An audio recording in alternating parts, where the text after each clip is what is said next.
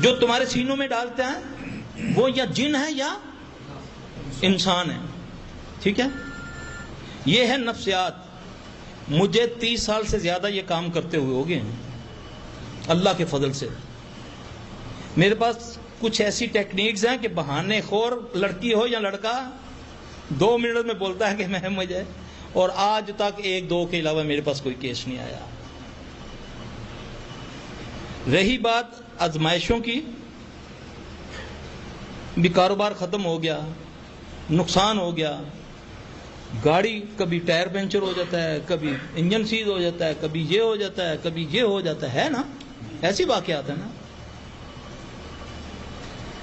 یہ جو میرے تجربے میں جو بات آئی ہے, زیادہ تر لوگوں کو اپنے اعمال کی پکڑ ہوتی ہے. دلیل کیا ہے؟